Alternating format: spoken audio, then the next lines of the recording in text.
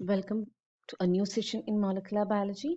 In this presentation, we'll be looking into in detail the concept of C-value and C-value paradox. So what is C-value?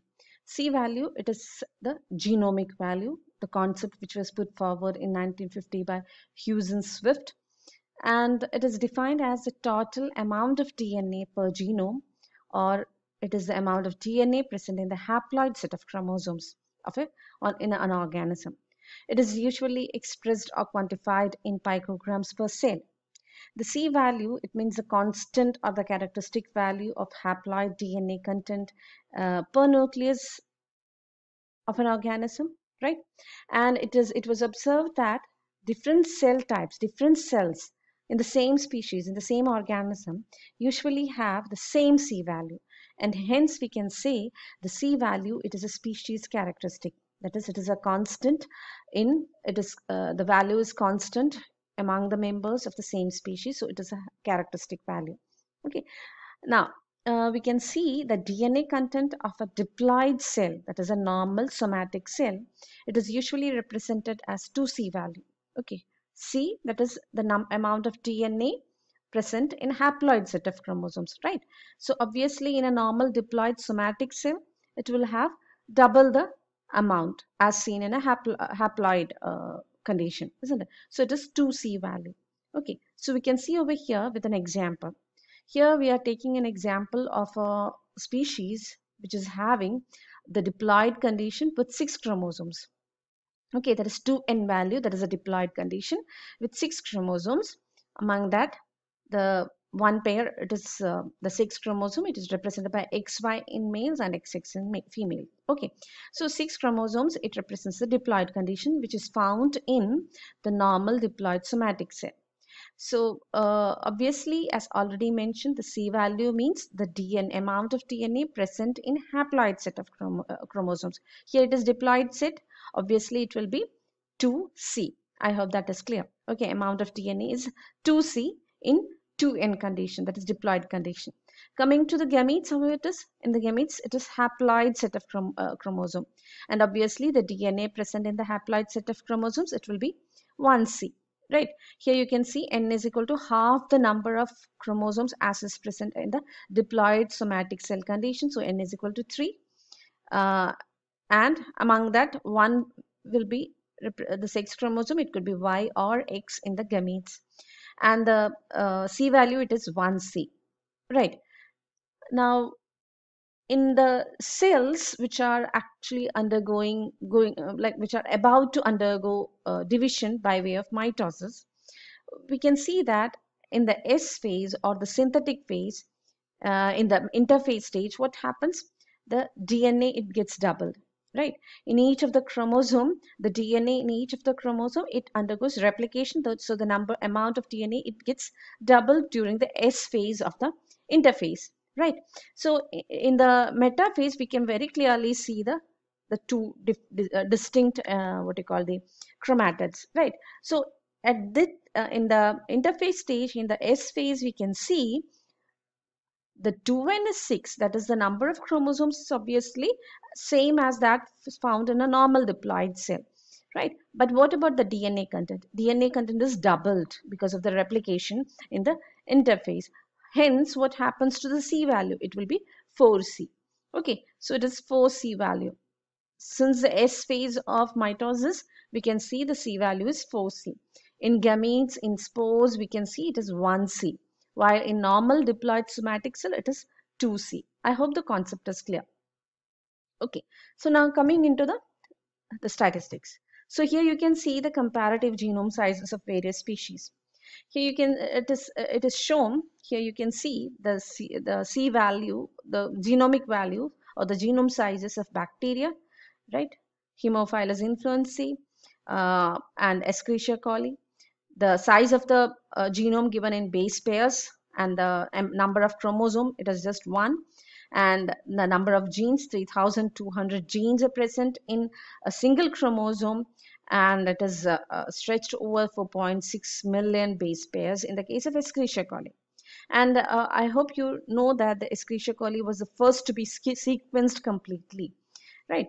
Now coming to the eukaryotes, the very simplest of the eukaryotes, the Saccharomyces cerevisiae, the yeast, you can see they do have 32 number of chromosomes. That is almost 32 times the number of chromosomes present in a bacteria. But what about the size? It is just 12.1 million. That is just 3 times it is higher, but it is higher, right? So you can see here from the table, that is the eukaryotes, they vary greatly in DNA content, but it is always like much more DNA than found in the prokaryotes, right? So you can see here the simplest of the eukaryote itself do have much more DNA as present in the bacteria, the Escherichia coli. Now, comparing the eukaryotes, the lower eukaryotes, they have generally less DNA as compared with the higher ones. Here it is billions. You can see here it is increasing with increasing complexity of the organism. So we can just compare. We can see, for example, the Caenorhabditis elegans. After Escherichia coli, the organism to be completely sequenced, it was Caenorhabditis elegans, the nematode form. And later we could see the complete sequencing of Saccharomyces cerevisiae and Arabidopsis thaliana. So coming back, when we compare the Caenorhabditis elegans with the Escherichia coli, we can see the Caenorhabditis elegans has only 20 times more DNA than Escherichia coli. Almost 20 times, you can see. 20 to 30 maybe, right? Yeah, 20 to 25 times more DNA than Escherichia coli, right? And comparing the Drosophila melanogaster, you can see here, it is almost like 30 to 35 times more than what we can see in the case of Escherichia coli. So when we compare, we can see that obviously there is a increase in the C value of eukaryotes. It is much higher than that of the prokaryotes, right? And among the eukaryotes, again, with the complexity, the amount of DNA also increases. The amount of DNA increases with increase in the genetic complexity of the species of the organisms. Okay, so I hope this is clear. Here you can see with the graphical representation of the genomic sizes, the comparative genomic sizes of bacteria to the higher mammals. Okay, now the next concept is C-value paradox. Even with all these factors, we can see that there was a paradox. What is paradox? It is a contradictory statement. We can say paradox or contradictory, what we call a condition, situation. That is what is referred as a C-value paradox. Now, the C-value paradox, it is actually, it is a variation in C values, doesn't bear any relationship to the complexity of the organism. That is the number of genes contained in its genome. Okay, to put in another context, it is amount of DNA in a haploid genome. It doesn't correspond to the complexity of organism. That is the complexity of the organism and the amount of DNA. It is not strongly correlated. Okay, so why is it so? We have plenty of example. For example, we can see that some salamanders, for example, Amphiuma, you can see they have more than 30 times the amount of DNA per cell as compared with humans.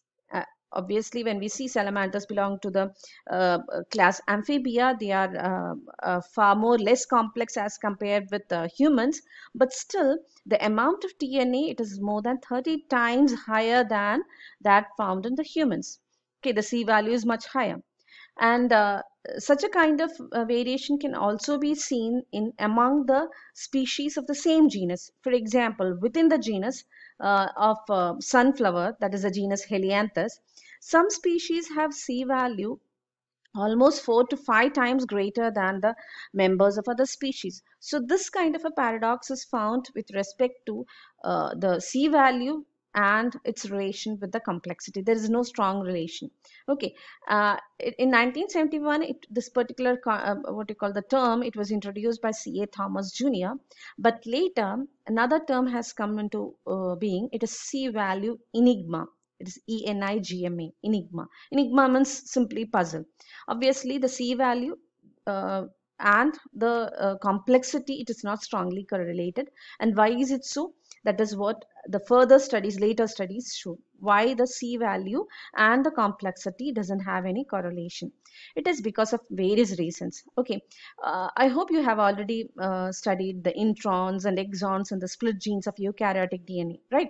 The introns, they are not, they may get transcribed, but they are not translated, right? So introns are not translated later. They don't have any regulatory functions.